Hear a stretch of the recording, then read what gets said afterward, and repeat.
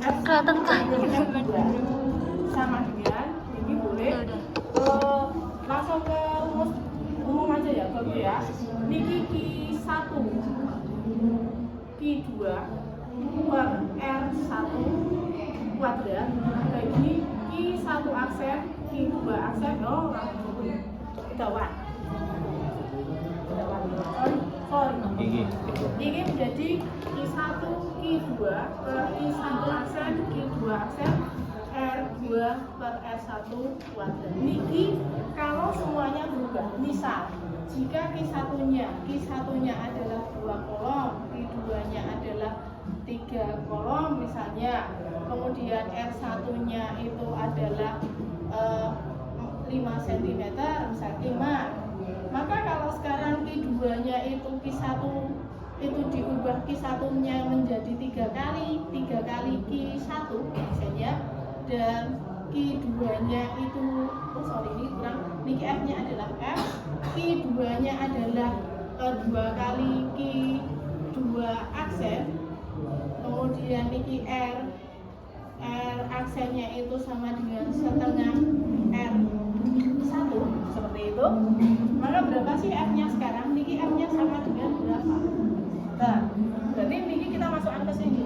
Niki yang kita cari yang F2 nih. Berarti di sana F per F1 per F2 sama dengan, karena itu semua berubah toh. Kini kita di semene, niki Q2-nya sekian, R-nya juga sekian. Maka semua masuk di rumus ini.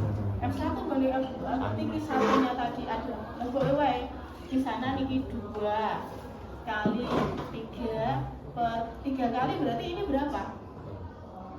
Q1-nya berapa? 6.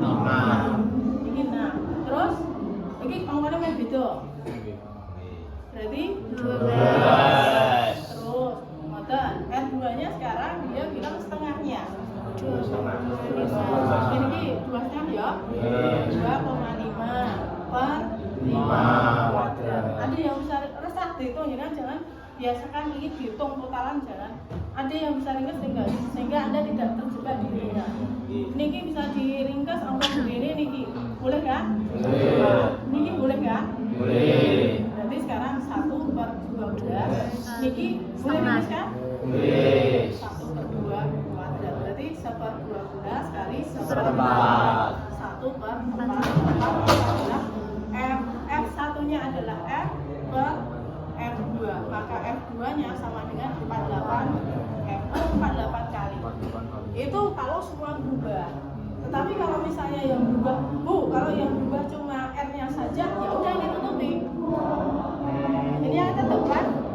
Niki, ya ini angkanya Q1-nya 2 tetapan, Q2-nya 3. Yang berubah R-nya menjadi setengah. Berarti kalau yang berubah cuma R-nya gimana Bu? Kalau yang berubah cuma R-nya berarti F1 per F2 sama dengan R2 per F1 kuadrat. Gitu. Berarti ini nanti kan ketemunya seperempatnya toh. Per F2 maka F2-nya 4 kali F2. Nah, main-mainnya rumus yang ini bagian itu adalah seperti itu.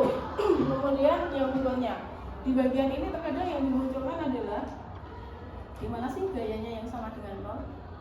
Kalau di situ ada dua muatan yang berdekatan, kemudian Anda harus meletakkan muatan ketiga yang nilainya F-nya sama dengan nol. Misal di sana niki ada dua muatan yang terpisah sejauh N. Niki Q1, Q2. Terus kita punya Q3. Muatannya ini gede cilik tidak masalah. Q3. Niki diletakkan di mana? Niki agar Q3 itu sama dengan 0. F di Q3. F di Q3 sama dengan 0. Nah, lihat dulu bagian ini. Niki perhatikan, apakah dia sejenis atau tidak? Yang dua muatan pertama ini, yang muatan ketiga yang positif negatif tidak masalah, tapi kategorinya ini lihat dulu. Kalau dia sejenis minus-minus atau plus-plus, maka letaknya dia berada di dalam. Kalau dia sejenis Q3, jika dua Q itu, jika Q1 dan Q2 sejenis, maka dia letaknya di antara Q1 dan Q2, di mana terletak lebih dekat dengan muatan yang angkanya kecil.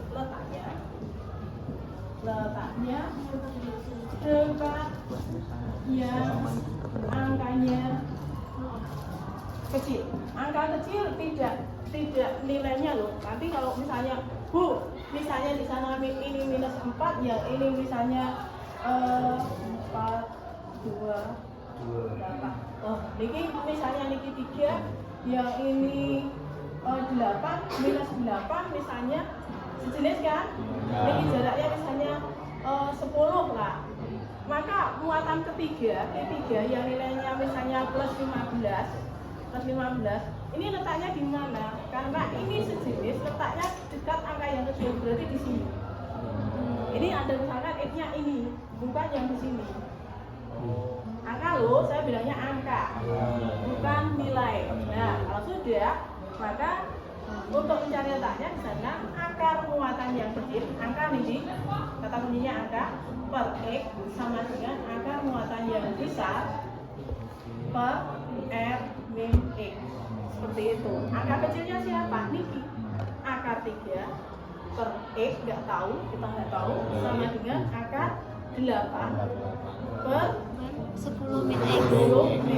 Akar 8 kan boleh dibongkar. Akar 3 per x sama dengan akar 2 kali 2. Kan angkanya cantik dia, angkanya cantik 3 itu 27 atau berarti 27 lah. Cantik kok.